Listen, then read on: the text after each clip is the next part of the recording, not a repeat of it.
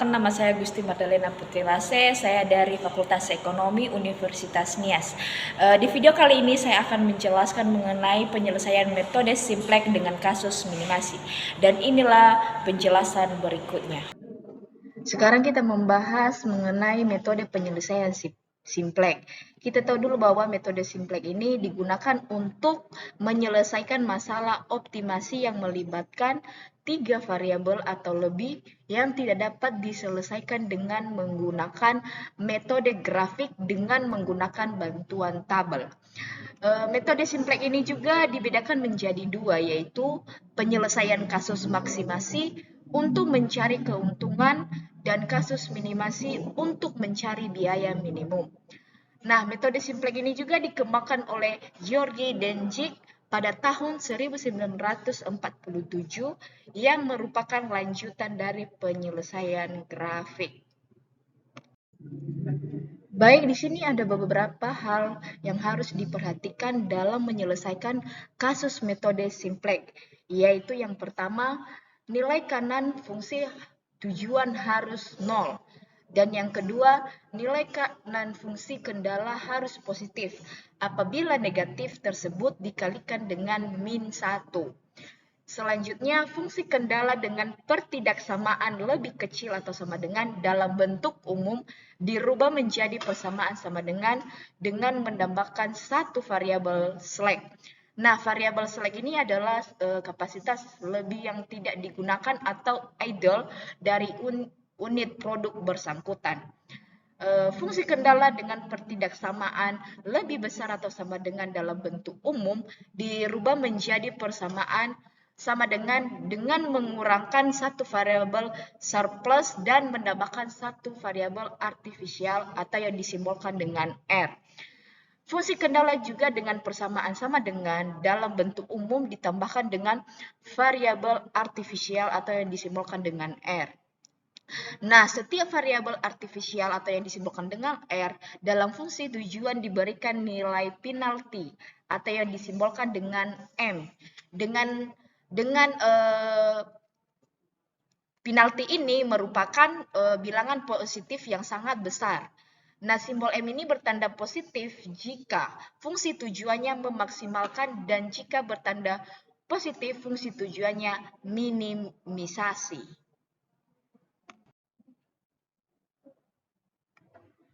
Baik, sekarang kita masuk dalam menyelesaikan satu contoh, yaitu memaksimumkan min 3x1 tambah 2 tambah x2 tambah x3.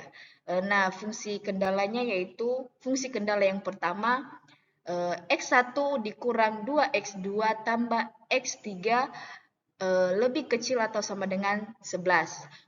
Kendala yang kedua yaitu min 4x1 tambah x2 tambah 2x3 lebih besar atau sama dengan 3. Kendala yang ketiga yaitu 2x1 kurang x3 sama dengan min 1.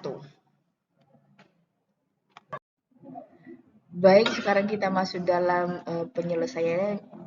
penyelesaiannya. Tadi kendala yang pertama yaitu x1 dikurang 2 x2 tambah x3 lebih kecil atau sama dengan 11. Nah, di sini terdapat pertidaksamaan ya. Jadi pertidaksamaan ini diubah menjadi persamaan sama dengan menambahkan variabel slack. Jadi hasilnya yaitu x1 dikurang 2 x2 tambah x3 tambah s1 sama dengan 11. Nah, sekarang kita masuk di fungsi kendala yang kedua yaitu min 4x1 tambah x2 tambah 2x3 lebih besar atau sama dengan 3. Nah, di sini pertidaksamanya itu lebih besar. Jadi, pertidaksamaan lebih besar ini diubah menjadi pertidaksamaan yang lebih kecil dengan mengalihkan min 1. Jadi, dari yang min 4x1 dikali min 1 menjadi positif 4x1 dikurang x2 dikurang 2x3 lebih kecil atau sama dengan min 3. Nah, sekarang di sini kan pertidaksamanya masih ada ya. Jadi pertidaksamaan lebih kecil ini dirubah menjadi persamaan sama dengan. Sama juga dengan mengalihkan min 1. Jadi hasilnya yaitu 4x1 dikurang x2 dikurang 2x3. Nah, di sini juga harus ditambahkan variabel select seperti yang pertama tadi. Jadi, ditambah S2. Nah, yang pertama tadi kan S1, sekarang S2, sama dengan min 3. Nah, hasilnya kan masih negatif, jadi kita harus menambahkan satu variabel lagi, yaitu variabel artifisial. Sama juga dengan mengalihkan min 1. Jadi hasilnya yaitu min 4 X1. Nah, kenapa menjadi min, yaitu dari 4 X1 dikali min 1. Jadi min 4 X1. Kenapa berubah jadi positif nanti ini? Karena adanya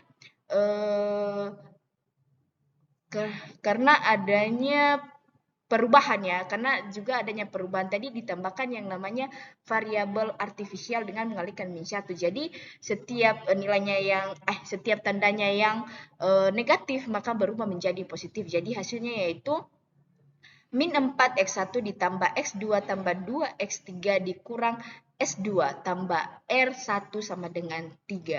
Jadi inilah hasil dari fungsi kendala yang kedua. Sekarang masuk kita kendala yang ketiga, yaitu 2X1 dikurang X3 sama dengan min 1. Ini juga hampir sama dengan yang fungsi kendala yang kedua ya, dengan menambahkan variabel artifisial atau yang disimbolkan dengan R. Jadi hasilnya yaitu min 2X1 tambah X3 tambah R2. Jadi di sini kan tadi R1, sekarang R2 sama dengan 1. Jadi sekarang kita harus mencari nilai R1 dan R2. Nah, R1 ini diambil dari nilai kanan dipindahkan ke ruas kiri. Jadi hasilnya yaitu R1 sama dengan 3 tambah 4 X1 tambah kurang X2 kurang 2 X3 tambah S1. Begitu juga dengan R2. Hampir sama ya dengan R1 ini. Jadi R2 sama dengan 1 tambah 2 X1 dikurang X3. Nah, sekarang kita masuk di fungsi tujuan. Nah, di fungsi tujuan ini tadi kan ada di sebelumnya fungsi kendala. Jadi kita masukkan di sini dengan menambahkan di artifisial. Tadi kan di variabel artifisial, tapi ditambahkan yang namanya penalti atau disimbolkan dengan M. Jadi fungsi tujuannya yaitu Z sama dengan min 3 X1 tambah X2 tambah X3 tambah 0 S1 tambah 0 S2 tambah MR1 tambah MR2. Jadi selanjutnya yaitu Z sama dengan min 3 X1 tambah X2 tambah X3 tambah M.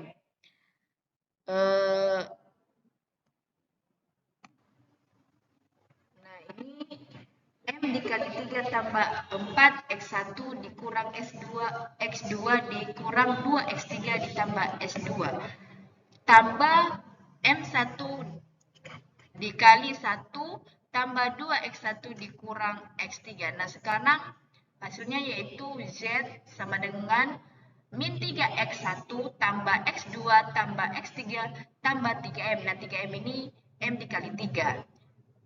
Seterusnya ditambah 4M X1. Nah, ini M dikali 4 X1. Jadi hasilnya ini dikurang M X2. Jadi setiap M ini dikalikan dengan hasil ini. Jadi hasilnya yaitu dikurang M X2 dikurang 2 M X3 tambah M S2 tambah M tambah 2 M X1 dikurang M X3. Nah, sekarang Z sama dengan min 3 tambah 6M dikali X1 tambah 1 dikurang M dikali X2 tambah 1 dikurang 3 kali X3 tambah MS2 tambah 4M. Jadi hasilnya yaitu Z sama dengan positif 3 dikurang 6M dikali X1 tambah min 1 tambah M dikali X2 ditambah min 1 ditambah 3M dikali X3 kurang MS2 sama dengan 4M. Jadi inilah hasil dari fungsi tujuannya. Nah, tadi kan kita sudah membahas mengenai kendala maupun fungsi tujuan. Sekarang kita memasukkan kendala-kendala tersebut di dalam tabel. Nah, setelah kita memasukkan di dalam tabel, maka kita harus mencari kolom kunci, baris kunci. Habis baris kunci, maka kita akan mencari angka kunci. Nah, kita mendapat nilai kolom kunci ini dari nilai Z terbesar positif. Maka kita mendapat hasilnya di X3, yaitu min 1 tambah 3M1, 1 dan 2. Nah, sekarang kita mencari baris kunci. Baris kunci ini didapat dari nilai indeks terkecil, maka hasilnya yaitu ini. Nah, kalau angka kuncinya yaitu dari perpotongan kolom kunci dan baris kunci. Nah, dari tabel ini kita masih belum mendapatkan nilai yang maksimal. Jadi kita membuat tabel yang baru. Baik, di kolom kedua ini kita harus mencari operasi dasar dari tabel yang pertama. Kita ketahui dulu tadi baris kuncinya itu C sama dengan min 2, begitu juga dengan seterusnya. Nah, begitu juga dengan kolom kunci. Ini kolom kuncinya dari tabel yang pertama. Nah, ini nilai Z terlama. Jadi nilai Z terlama ini kita harus mencari nilai Z terbaru. Jadi hasilnya itu yang ini. Begitu juga dengan begitu juga dengan nilai A. Nilai A terlama ini nilai A terlama dan ini nilai A terbaru. Begitu juga dengan seterusnya. Nah, dari tabel sebelumnya itu kita membuat tabel, kita memasukkan di tabel yang baru. Nah, dalam tabel yang baru ini nilai dari nilai terbaru dari Z, dari A, B atau C. Nah, dari tabel ini kita masih belum mendapatkan nilai yang maksimal. Dengan hal itu kita harus membuat tabel baru dengan menggunakan rumus operasi baris dasar yaitu B sama dengan B, Z sama dengan Z, dikurang min 1 tambah 3M dikali B. A sama dengan A tambah 2 dikali B. C sama dengan C. Baik, di tabel sebelumnya tadi hasilnya masih belum optimal. Nah, maka dari itu kita harus membuat tabel baru dengan menghitung operasi dasar dengan menggunakan ini. Nah, tabel dari sebelumnya itu kita harus cantumkan dalam ini. Maka inilah hasil dari tabel terbaru. Nah, di tabel terbaru ini kita harus mencari kolom kunci dan baris kunci. Nah, kolom kuncinya ini didapatkan di X1, maka inilah hasilnya. 1, 3, 0, dan min 2. Nah, kalau baris kuncinya itu didapatkan di variabel dasar A, maka inilah hasilnya. Nah, di tabel ini juga masih belum optimal, maka dari itu kita harus membuat tabel baru dengan menggunakan operasi baris dasar, yaitu A sama dengan A per 3, Z sama dengan Z dikurang A, B sama dengan B, C sama dengan C tambah 2 dikali A. Maka perhitungan dari operasi baris dasar sebelumnya dengan menggunakan operasi dasar ini, maka hasilnya yaitu ini di tabel ini. Ini hasilnya semua. Maka dari tabel ini kita simpulkan maka solusinya yaitu A sama dengan 4, B sama dengan 1, C sama dengan 9, Z sama dengan min 2. Maka inilah hasil dari penyelesaian metode simplex. Nah, demikian dari penjelasan mengenai metode simplex dari saya. Semoga bermanfaat. Terima kasih.